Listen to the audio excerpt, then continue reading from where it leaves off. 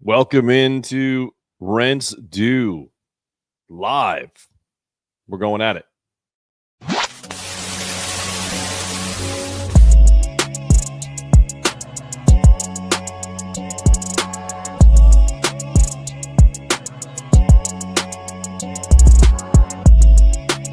Rents due, mother. Don't be pulling that falling down the stairs shit on me, you hear? Are you conscious? Welcome to Rents Due Live. I'm your host, Mark Zanetto. As with me as always is Joey Bailbonds. He is behind the scenes. We're going to get him in here shortly.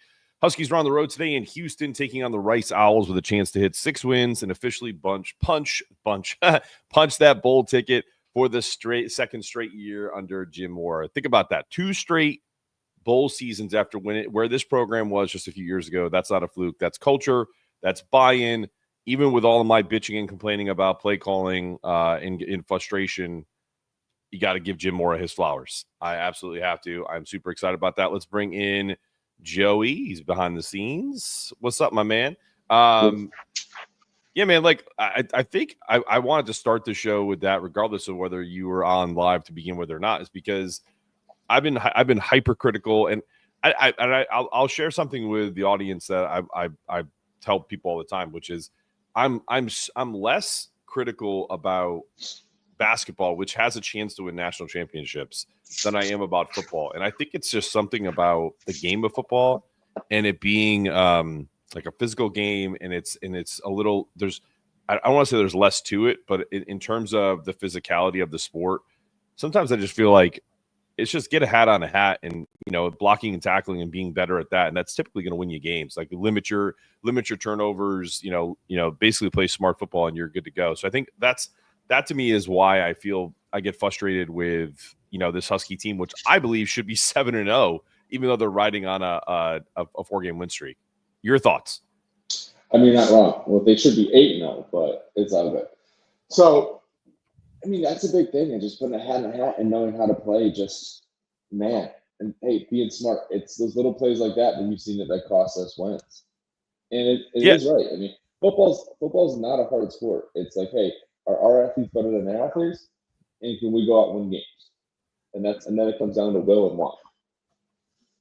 1000%. And to me, it's even if we don't have if we go up against and this isn't one of those situations, but like if we go up against a bigger team, and I think BC was maybe like slightly just based off of history. I mean, if you go person to person, it's probably pretty similar, BC and UConn. But that win to me was a really good step forward, because as I've said on this show and others that are similar to it, I just can't get excited about UConn until they start beating ACC teams that are on their schedule, or Big Ten teams, or whoever they put on that independent schedule that is a name, regardless of, because that perception matters. Perception wins are more important than, I'm sure Rice on paper and probably in the trenches is a better football team than BC. But if you beat Rice, people are going to go, you should beat Rice, regardless of where this UConn football team is.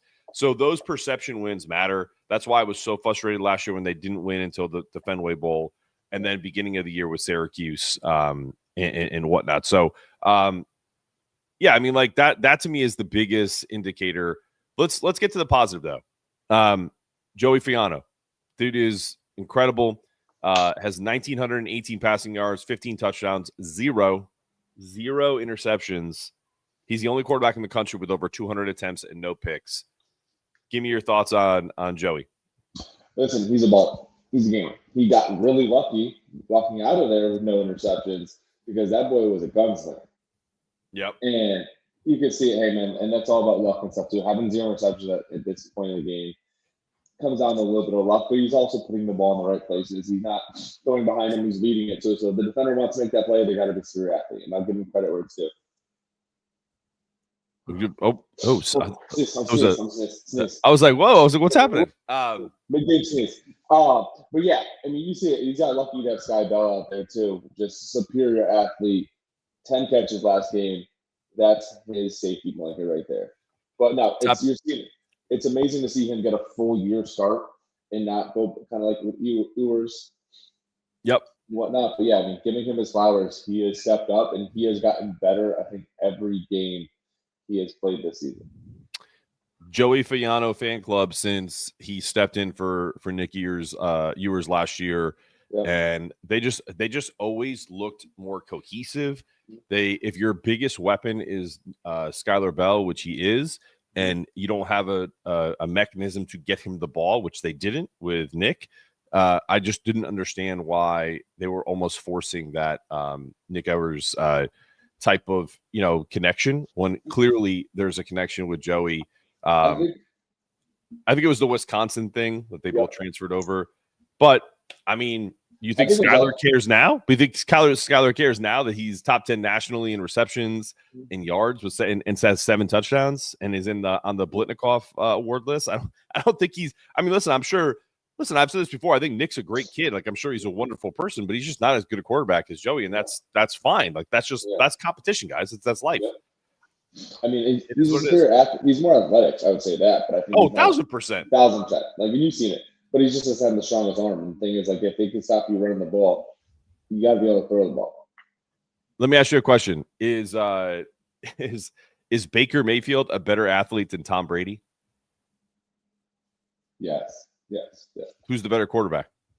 Yeah, Tom Brady. And I wanted to use like a very like a slight percentage because I think Baker's a little bit a better athlete than Tom. Yeah.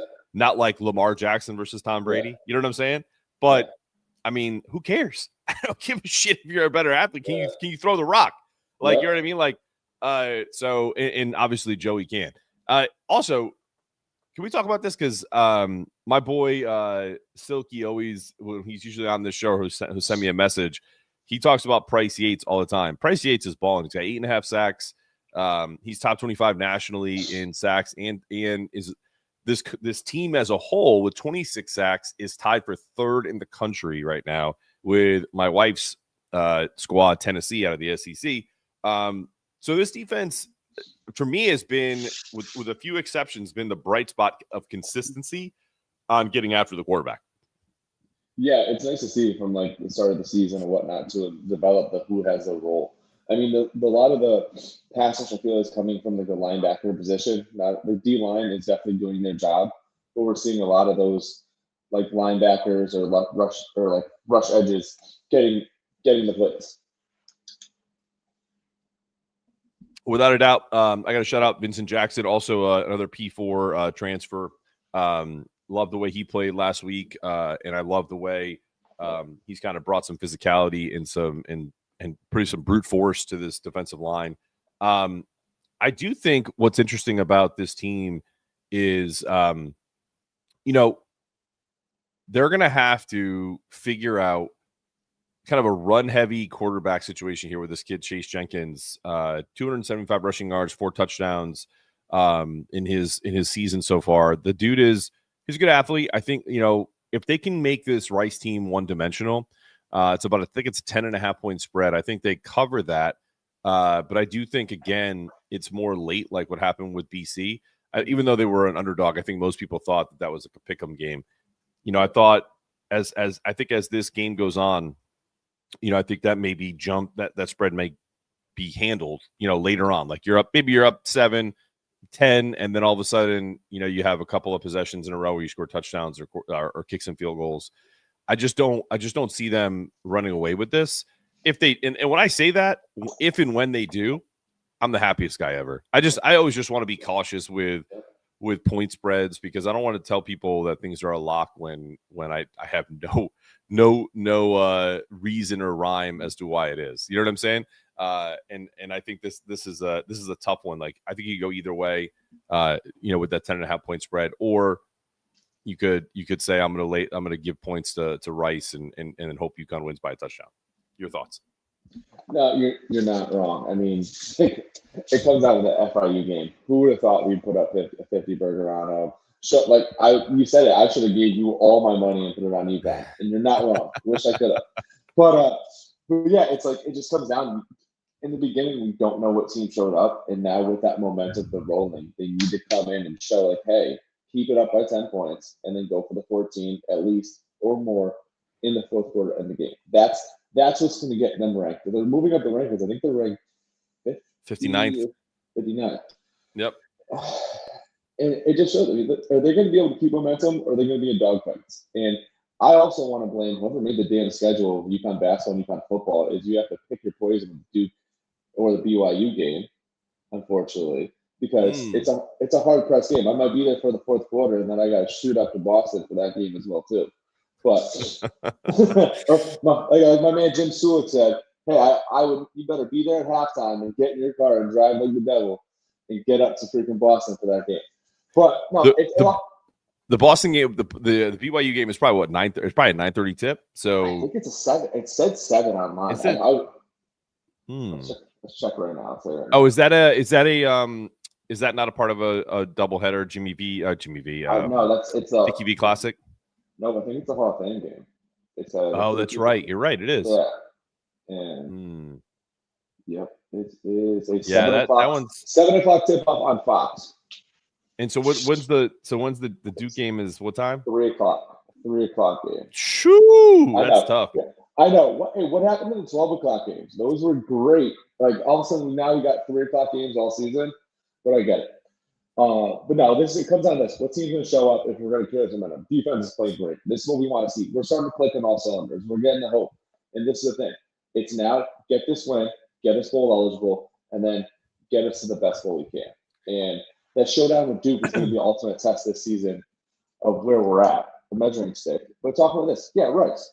Rice is a team we should beat. BC is a team with rivalry. That's only our second time winning, I think, at BC. Mm-hmm. So, and that's what it comes down to. It's like, hey, what team's going to show up?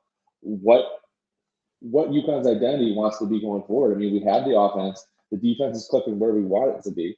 And we padded our schedule. I mean, we're independent. We're very lucky that we can do this. And we can pad our schedule with some of these other conference games because we don't have a conference.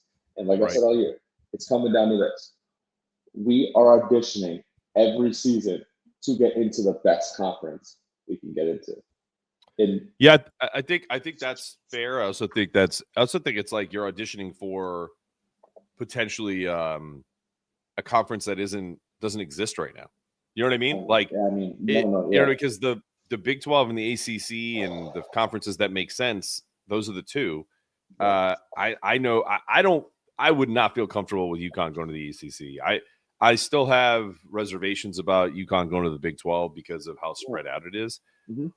But we're talking about we're in 2026 or about to be 2026, and those contract negotiations are going to start in like 2 years, and nothing will happen until 2030. So in the next couple of years, if you start seeing, the talks of like super conferences and or breaking off into, the two majors, and then there's, two P4, two P2s or whatever it ends up being, there could be mergers. There could be all kinds of stuff. So to me, the conference realignment stuff is a little less, I don't want to say not worth talking about because it's totally a fair point.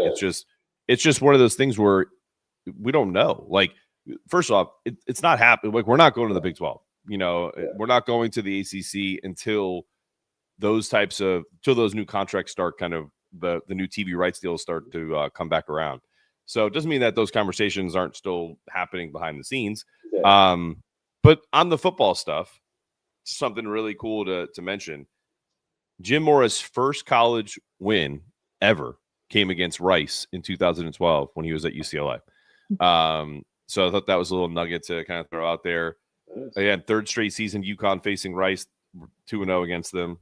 This is the first of 3 former AAC opponents that we're facing. Rice, then we have UAB, and then FAU at the back end of the year.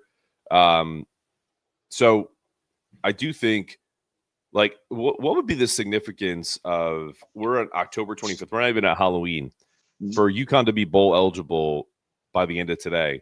What do you think that would mean to the program? I mean, that's a significant stride in their direction. It'd be monumental. I mean, and that's the thing too. It's like you said, look where we've been before. How many games I couldn't watch it. We were giving up 50 points a game. We were losing to teams like, what was it, Stonehill? And I was like, and it's like, what happened? Like, well, this isn't the UConn team that built Rempster Field for, and it just didn't work out. I mean, it could go all the way back to when Renee Etzel left. Because I'll say this: the rebuild happened when Renee Etzel left us, and then they hired Pascaloni. and then it was whack-a-mole with the right coach. And we finally got a guy like Jim Mora, who is an amazing coach, perfect for UConn to rebuild this. And you saw what it has under proper leadership with our head coaching position, guiding us into the direction where we were. I remember talking to guys when Pasqualoni was here. They would just walk out of practice. They had no respect for that guy. Yeah, he got us recruits, but it was like the inmates went in the asylum. Just walking out of practice. Well, that made me laugh. I don't know why, but anyway. Yeah. What's another interesting thing too is like the types of players that Amora and staff have brought in. My favorite player right now on this team is Juice Farine. Just absolute 2 touchdowns, Juice Farine. Yeah, no, it's true. And then maybe I'm just a tight end aficionado, but Alex Honig can play in the league. The guy's 6'7", 270 pounds. He's got a 36-inch vertical leap. He's an absolute freak. He's always a mismatch that you need to find. Listen, I love Skylar Bell, Cam Edwards. They're gonna do what they do. But when you have these complementary pieces that kind of create these holes, I think that was a great idea to get Juice involved early. Alex Honing was involved in the Syracuse game, the BC game as well, and I think that's going to help.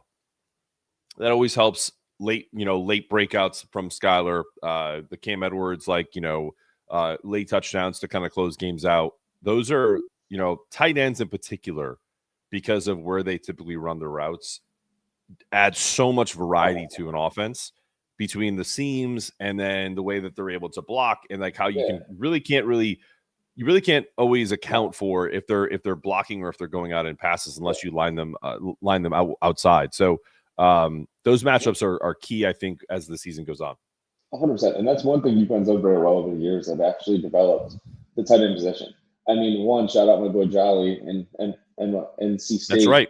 Yep. Yeah, man. He was I think was like the 3rd tight end in the country at one time or something like that. Like he was rocking and rolling at UConn, then bounced, went to their school. But if you look at UConn's got a really good track record of using their tight ends position elite. And also a lot of those guys have been going in the pros. You'll see them, may not be drafted, but they'll come in, they'll play, and they'll put on a couple fantasy points here and there. You'll see them. Yeah. In the theme of apologizing to Jim Mora for being a complete asshole, I'm going to do the same thing to Gordon Samus. I will say this about Gordy, is that just like last year, as time has gone on, his play calling has gotten better, more aggressive. And I think it has a lot to do with the players just meshing and having more time around each other and kind of understanding the offense. The other thing too is, and Joe, you can appreciate this, is I'm a Giants fan, dude. I've went through the most garbage offensive play calling for the last 10 years. And even when we had a guy like Eli, who is a 2-time Super Bowl champion and MVP, with the exception of the Hakeem Nicks years, Victor Cruz kind of popping up, the teams have never been like aesthetically pleasing. No. So that to me is the reason why, like my football visual always gets skewed by how crappy the Giants offense, even in great years, has been. It's always been 3 yards and a pound of dust. It's not exactly like you have, these transcendent players. Odell Beckham was a blip on the radar screen. So so to me, when I see a guy like a Maserati like Skylar Bell, I'm like, dude, we got to use him. I know you're an O-line coach. I know that you want to have a complementary football team, but especially with a guy like Joey. Like Joey's got a freaking cannon, dude. Like that's to me why I get more frustrated. It's like I see the possibilities, and I just want the offensive coordinator to see that too. And I think he's starting to, not that he's listening to me, but I think he's starting to feel more comfortable, spreading the love around. Yeah, and I think especially with Brown going down and stuff too, and you're seeing it, and then just getting the ball. I think that was one of the late game problems we had, is just force the ball to Skylar Bell, get him open. He's a mismatch. You see him covering coverage and just getting him those targets. And also too with the running game, Victor Rosa stepping up big now that what's his name went out. So you're seeing that, and 100%. Trust me, even those teams, being the Giants, I was when we beat the Patriots that first year, we were 8-8 going in. We snowballed. Yeah. We played I would have bet the house on them winning that, because we played them 3 times a year: preseason, season finale, and then Super Bowl. Um, And also, I love that hat, by the way. It is a UConn football hat. I will Love take it. it off. You can find this on BigEastEnergy.com. Actually, I love this hat. We also have our logo, the Renstu logo, as a hat too. That's in either traditional like dad hat, or I think there's a trucker version, and then there's a snapback like this. So make sure you check those out. The last thing I'll say is like, if there's been one criticism that I think permeates through this offense, and essentially the play calling, is if they have a lead late. Not that we want you to. I don't want you to be. I don't want this team to be conservative, but having the thought process of play calling when you have the ball to not let a team come back into a game is important. So I think establishing the run early along with the pass, throw to establish the run, and then late you almost flip it, like where it's like, okay, we don't have to do like these stretch plays at all times, like just simple run plays. Once you've kind of essentially created this lead, which they've done plenty of times, even against a team like Syracuse, right? And they just didn't do enough in those games to close teams out. And I think they're on a 4-game winning streak. I want them to keep going. I'm not betting on this game because, to me, I feel like if I bet on this game, it's going to jinx them and they're going to lose. So I think that's why I stay away. But it's 10.5. They're 5-3 against the spread against AAC teams since leaving the conference. If you're playing this one, are you trusting UConn to cover this, or what's your thoughts? Listen, I think they're going to cover. I mean, Okay. at first, I shouldn't have changed my scores last week, because I actually closed with my first scores. My first scores and my second one, but I was going with your gut. No, I think they're going to take it. I think they're going to win. They're playing also. They're hitting the stride right now, and I think they're eager to show it. And also, too, like you said, one thing about them, they let me step on their necks. That's the thing too. They let these teams hang around. That punch, like, it's like playing with your little brother. It's like jab, jab, jab. So like, oh crap, he's really coming at you. You gotta handle it. We weren't handling them. We were letting them fight back. I mean, you can't give them hope. Step on their necks. I mean, you saw that, and I think you're seeing it. They're getting their identity. They're knowing what's worth the sample size, and also too, you gotta understand, this isn't the same team as last year. We had some roster turnover. We had some new players. We're not having those units. We're lucky that Sky Bell even came back. Honestly, that's the thing too. Imagine this offense without him. No, it would be a lot. It would be a lot different. I'll tell you that. Yeah, a lot different. What's your score prediction before we get out of here? What's over under this week? 45.5, 48.5. 40. I got 49.5 right now. Okay, so, give or take a point. I'm gonna say, let's go 27 UConn, 14 Rice. Okay, I like it. I'm gonna go. They've been scoring a lot of points, and this Rice defense it's on the road, so I'm gonna go UConn 31. I'm gonna go Rice 14. Hey, also, no Italian quarterback. No Italian quarterback. That's a good thing. The Italian quarterback that we thought maybe would play didn't play last week for BC. They fucked up. If they went one more down the depth chart, they were going to win that game. Yeah, that quarterback actually played pretty well. So I was just like, maybe he's got like some northern Italian, like I do, like, you know, that blonde hair, blue eyed deal, like where you're kind of Swedish but you're actually Italian at the same time. So I think that there was definitely some Italian in that dude on last week, because he was balling there for a little bit. Check his ancestry. That's it. I think he did this a few times too. So all right, my man. I'll see you next week. Enjoy the rest of your time in the undisclosed location that you're at. Yeah, and in your bunker outside of a lovely place that I'm not at. I was cold as hell this morning. That's all I'm telling you. I mean, and I'm sure, and I don't think you are. Let's put it that way. I'm not. It's 74 degrees right now where I'm at. So beautiful. Yeah. All right, it's probably at least 74 in Houston. So UConn fire, Rent Stew, go collect. Make sure you take care of business. That's it. Rent Stew, baby.